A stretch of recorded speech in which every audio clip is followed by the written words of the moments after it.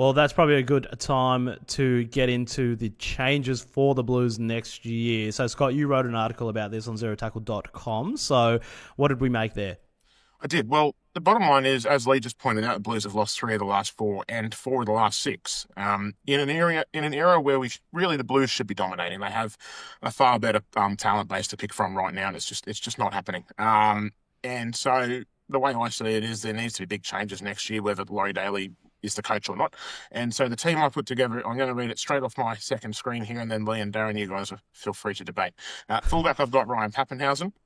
The wingers, I've got Brian To'o and Jacob Carraz. I think Zach Lomax needs to go. He just, he had one good game last year or 2 good games last year, and frankly, his series this year wasn't up to par.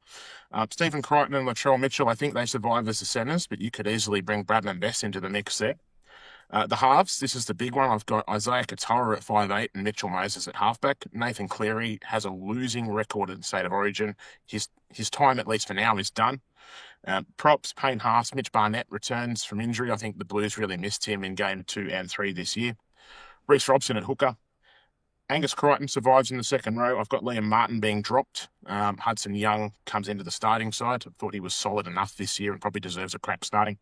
Cameron Murray, the Blues missed him enormously. He goes in at lock. And then the bench, I've got Connor Watson surviving as a utility, purely based on the fact he is the best utility in New South Wales. Keon Kolamatangi and Terrell May, who I said before I couldn't believe didn't play this year. And I've got Isaiah Yeo surviving on the bench, but honestly, I can see him being dropped as well. Darren. What do you reckon, Lee? Well, I was going to go to Darren because we've not heard from Darren yet. Poor lad. Yeah, it's an interesting one based on, as we say, the fact that coming off last series, there was speculation around a few players, like whether Edwards, who'd done a good job, was safe, and they obviously stuck with the tried and true. But then those questions get asked again, Lee, around obviously that stable approach didn't work, and the thing that was interesting out of it, which I'm keen to get your views on, and whether that impacts selection, was in game 1, it felt like New South Wales were connected and Queensland were not. They looked a little bit disjointed. But then by game 3, it was the opposite. I think a lot of scribes, Gus Gould, who were watching the game, said it looked like an Origin team that had been together forever against a bunch of club stars who were very good players, but were almost a bit more individualistic. So how much, when they plan 2026, are they looking at making sure, first and foremost, they have that connection, putting people together that have played together, or mixing that balance up so that you get some sense of stability? I just want it noted that, like a true coach, I've been writing my notes on a napkin. I scrambled around when Scott started running through his team going, where's my paper, where's my paper? I found a napkin. So, first of all, to your point about connection, Darren, it's very hard to be a connected football team when half your players are injured. There was injured players in that camp. There were players who were carrying knocks. And don't get me wrong, somebody like Payne Haas, his job is quite simple compared to that of a half. It's not a simple job at all, but comparatively it's less complicated. His job is to go forward. You can maybe carry one player like that, but so many players carrying knocks wasn't a great thing. To your side, Scott, Pappenhausen really struggles defensively.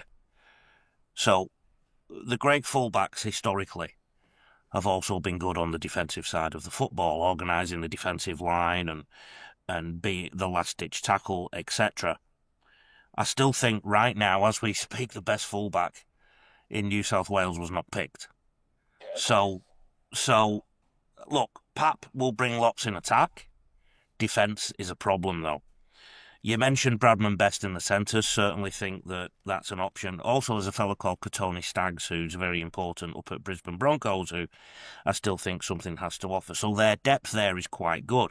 Latrell Mitchell was picked at centre, and I said this right at the start of the series. If you wind back a few Loose Carry podcasts, I said he didn't pick play. He said he was going to pick players on form. He didn't. He didn't pick the form fullback, James Tedesco. He also didn't pick a form centre because Latrell Mitchell has been playing fullback. I think he's played half a game or 2 games for South Sydney at centre. In terms of Nathan Cleary, I think he needs saving. So I wonder, and I know we're going to talk about this later, the Kangaroos might save him and drop him. Nathan Cleary will have never been dropped in his life. Okay?